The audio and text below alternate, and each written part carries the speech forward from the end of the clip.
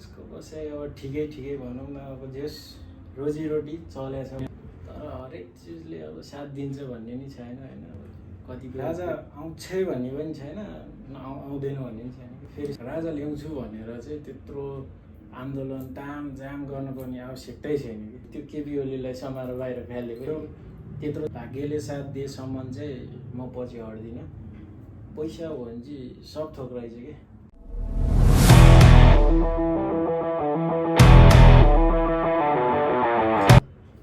के छ त अनि परदेशको बसाइ चाहिँ कस्तो भइरहेछ त? परदेशको बसाइ अब ठिकै भनौँ न, अब जेस रोजीरोटी चलेछ भनौँ होइन। यस्तै त परदेशी सबैको एउटै होला सायद। अब मेरो चाहिँ जस्तो लाग्यो त्यही भन्नु होइन। त्यही सबैको अब परदेशमा अब दुःखै गर्न आयो होइन, दुःख त गर्नु परिहाल्छ अभियसली। अनि कस्तो कमाइ भइरहेको? कमाइ त अब भनौँ भन्ने कि भयो भन्ने, अब भएन भनौँ भने उहाँदेखि आफ्नो देश छोडेर अब यहाँ चाहिँ होला कि त भनेर आएको हो होइन। अब सबैको उस्तै त हो, सबै आशमा आउने रहेछन् होइन। तर प्राय परदेश चाहिँ गाह्रै हो है, गाह्रो पनि हो। अब कमाइ छैन भनौँ भने पनि छ, अलिअलि जेस घर परिवार चलिरहेछ मैमा भनौँ। यो परदेश आउने सोचाइ चाहिँ कसरी आयो त? परदेश आउने सोचाइ त अब मान्छेको धेरै चिजहरू हुन्छ कि। अब एउटा बाध्यता नभए त आउँदैन। सायद नेपालमै त्यस्तो सुख एकदम पुरै हुन्छ नि, एउटा लग्जरियस लाइफ त्यस्तो भयो भने त कोही पनि आउँदैन। थियो एउटा बाध्यता त हुन्छ नि। अनि नेपालमै केही गर्छु भन्ने सोच चाहिँ आएन कि?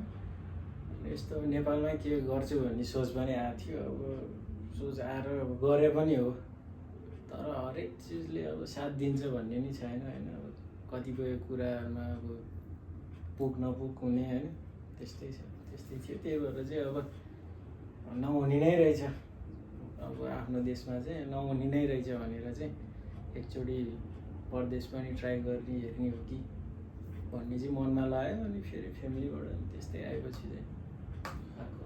त्यही त परदेश एकचोटि जानै पर्छ भन्छ होइन। परदेशको दुःख एकचोटि सङ्घर्ष के हो बुझ्नको लागि भयो भने परदेश जानै पर्छ भन्छ। तर पनि हो परदेशमा चाहिँ सङ्घर्ष के हो भन्ने चाहिँ ठ्याक्कै सिक्ने रहेछ कि। परदेश चाहिँ यस्तो त्यो ठाउँ हो नि जहाँ चाहिँ अब नेपालभन्दा धेरै नै फरक छ। चाहे त्यो अब खाडी नै किन नहोस्, युरोप अब हुन्छ नि अलिक विकसित राष्ट्रहरू जुन छ सबै ठाउँमा एउटै होला कि सायद। अब म गएको ठाउँमा चाहिँ यस्तो थियो भनेर सबैलाई त्यस्तै भन्ने त होइन, तर प्रायः छ त्यस्तै लाग्छ मलाई चाहिँ। परदेश एकचोटि जानै पर्छ, तर सधैँको लागि होइन। एकचोटि गएर आएर चाहिँ त्यहाँको दुःख सङ्घर्ष कसरी गर्नुपर्छ भनेर त्यसपछि चाहिँ नेपालमै आफूले केही गर्छु भनेर आफूले नै केही गर्ने भन्ने सोच पनि होला नि होइन। सोच त छ, अब यहीँ मात्रै बसेर पनि हुँदैन, जहिले यहीँ बसेर पनि काम छैन। अब तर फेरि एक हिसाबले सोच्ने हो भने त नेपाल चाहिँ एकदम राम्रो छ बस्नलाई, आफ्नो जीविकोपार्जन गर्न सक्ने। र म चाहिँ यहीँ बस्छु भन्नेलाई चाहिँ फेरि नेपाल एकदम राम्रो छ। यहाँको प्रविधि र विदेशको प्रविधि र हाम्रो देशको प्रविधि हेर्ने हो भने चाहिँ हाम्रो अलिकति चाहिँ सहज छ। किनभने यहाँ चाहिँ अब तपाईँको जन्मेर 18 वर्ष पुगेपछि त त्यसले जसरी काम गर्नुपर्छ कि, जसरी त्यो बुढो हुँदासम्म काम गर्नु नै पर्ने रहेछ कि। त्यो होइन रहेछ। नेपालमा चाहिँ हाम्रो जीविकोपार्जन गर्न चाहिँ धेरै नै सजिलो छ। मात्रै कमी भने चाहिँ एउटा अब यहाँ चाहिँ स्टेबल कमाइ हुने भयो। अब जस्तो जे गरे पनि एउटा काम चाहिँ पाइन्छ है भन्ने चाहिँ भएको हो। नेपालमा चाहिँ त्यो नभएर मात्रै अलिकति त्यही त। अब नेपालमा अब यहाँ विदेशमा त अब 18 वर्ष पुगिसकेपछि जसरी पनि काम गर्नुपर्ने एउटा सरकारको नियम छ होइन। सरकारले दिनुपर्ने बाध्यता जस्तै भनौँ, अब सरकारकै नियम जस्तो भनौँ, त्यो चाहिँ नेपालमा छैन नि त। अब त्यतिकै अब मानव यहाँ त 18 वर्षदेखि काम गरी खानु पाइयो, नेपालमा त काम गरी खान्छु भन्दा पनि त्यो छैन नि त, रोजगारको अवसर छैन। त्यही भएर बाध्यताले पनि अब परदेश हुनु बाध्य छ नेपालीलाई? त्यो पनि हो। अब नेपालमा चाहिँ मलाई लागे अनुसार चाहिँ एउटा राम्रो लिडर नभएर चाहिँ यस्तो परिस्थिति आयो कि भन्ने पनि लाग्छ है मलाई कहिले कहिले चाहिँ। अब यस्तो अलि हुन्छ नि, अब अहिले धेरै पार्टीको आउनुभएछ, रवि लामिछाने, बालेन, म सुनिरहेको हुन्छु, हेरिरहेको हुन्छु, उहाँहरूको पनि जहिले कस्तो भयो नि आफ्नो पार्टीको भिजन बोकेर हिँड्ने जस्तो लाग्यो।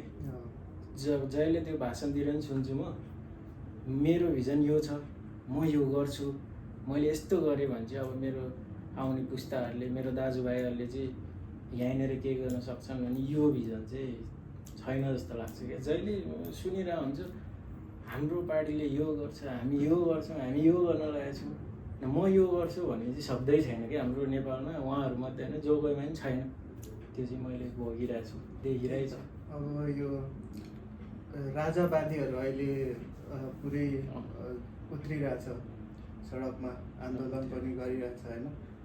यो राजा आउँदा ठिक कि?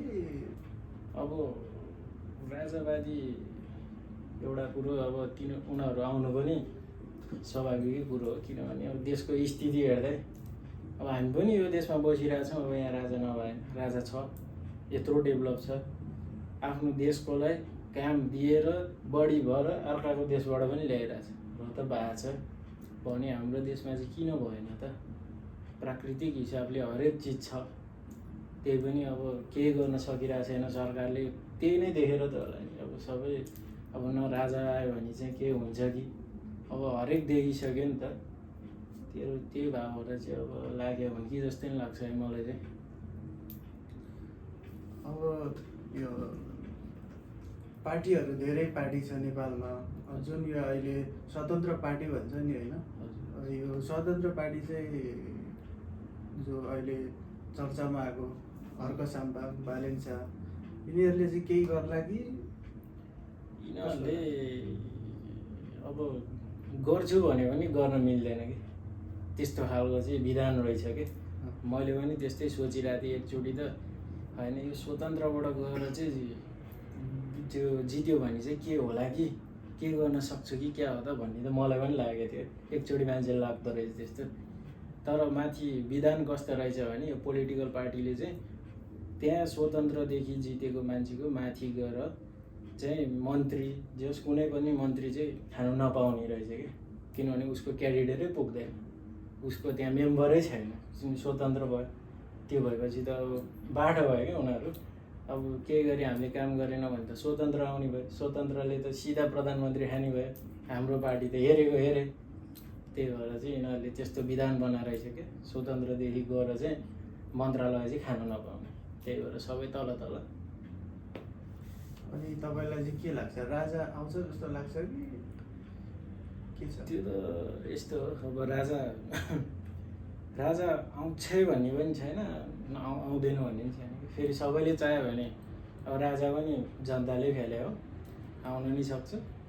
अब होइन, अब यसलाई नै सुधार्न पाए चाहिँ एकचोटि मौका दिने हो कि भन्ने पनि हुन्छ हुन चाहिँ, तर सुध्रिँदैन कन्फर्मै हो। यो चाहिँ यो लेखेरै दिन्छु म, सुध्रिनेवाला पनि छैन। अहिले चाहिँ यो लोकतन्त्र चाहिँ सब कस्तो लाग्छ भने मलाई चाहिँ लोकतन्त्र चाहिँ आफ्नो लागि चाहिँ एकदम बेस्ट हो। फेरि म मेरो लागि सोध्छु भने चाहिँ यो लोकतन्त्र ठिक छ। फेरि होइन म देशकै लागि चाहिँ केही सोध्छु, यो देशलाई चाहिँ मैले माथि नै लानुपर्छ भन्ने सोचाइ छ भने चाहिँ फेरि मलाई राजतन्त्र ठिक जस्तो लागिरहेको छ। अब यत्रो राजा ल्याउँछु भनेर यत्रो आन्दोलन गर्यो दुर्गा प्रसाई, अब अहिले राजा ल्याउँछु भनेर चाहिँ त्यत्रो आन्दोलन तामझाम गर्नुपर्ने आवश्यकतै छैन कि, मेरो विचारमा चाहिँ त्यस्तो लाग्छ। अब आफ्नो विचारले उनीहरू अगाडि बढ्नुभयो होला होइन, तर यसरी यो ढुङ्गा मुढा लडाइँ गरेर त्यो होइन कि। राजा ल्याउने कहाँ हो त, सम्बन्धित ठाउँ छ नि त, त्यहाँ तिन कुनेमा गएर त्यो ढुङ्गा मुढा यहाँ गरेर चाहिँ आउने होइन कि। राजा आउने कहाँ हो, सम्बन्धित ठाउँमा छ। अब त्यहाँ गएर हुलमुल गर्न सक्ने मान्छेले सिधै बालुवाटारमा गएर किन भने त्यो केपी ओलीलाई समाएर बाहिर फ्यालेको, त्यत्रोजना रोक्न सक्छ? कसैले सक्छ? सक्दैन नि। त्यो बाहिर गएर ढुङ्गा मुढा गरेर अर्काको त्यो अब त्यत्रो भनौँ न भाटबटिनीहरू त ठुलै हो नि त, अब उसले पनि अब हामीले अब जस्तो देखे पनि अब जता जता जे भने उसले पनि दुःखै गरेर खडा गरे होला नि त होइन, आफ्नो मेहनत त गएको हुन्छ कि। अब त्यस्तोमा गएर चाहिँ त्यो लफडा मचाएर चाहिँ राजा आउने भन्ने चाहिँ हुँदैन है, यो चाहिँ मूर्खता जस्तो लाग्छ है। अब के छ त प्लानिङ, कति वर्ष भयो यहाँ? यहाँको भयो 3-4 वर्ष भयो। प्लानिङ त छ अब नहुने त होइन, गएर अब केही न केही चाहिँ आफ्नै देशमा गर्छु भन्ने छ। अब यहाँबाट चाहिँ नहुनु होला होइन, अब छ हेरौँ, भाग्यले साथ दिएसम्म चाहिँ म पछि हट्दिनँ। अब गर्ने मेहनत जति चाहिँ म गरि नै रहन्छु। अब थियो होला एक टाइममा, अब थियो मेहनत नगरे त होइन, गरेकै हो। अब सबै चिज पैसाले हो कि, पैसा चाहिँ अहिले चाहिँ एकदम के भन्छ नि, त्यो भगवान् त होइन तर भगवान् भन्दा चाहिँ कम छैन कि, त्यस्तो रहेछ कि। पैसा चाहिँ किन यति धेरै महत्त्व लागेको? पैसा अब किन लाग्यो भने होइन, यो अब सबैलाई महत्त्वै यही होला सायद, मलाई मात्रै त होइन। त्यही पनि अब मेरो विचारले चाहिँ पैसा हो भने चाहिँ सब थोक रहेछ कि। तपाईँको पैसा छ भने श्रीमती, घर परिवार, इष्टमित्र हरेक चिज बन्ने नि रहेछ कि। तर पैसा छैन नि केही पनि बन्दैन कि, त्यो कन्फर्म हो। न तपाईँको घर बन्छ, न तपाईँको परिवार बन्छ, हरेक चिजलाई पैसा नै चाहिने रहेछ कि। Thanks for watching. Subscribe to the channel. Thank you.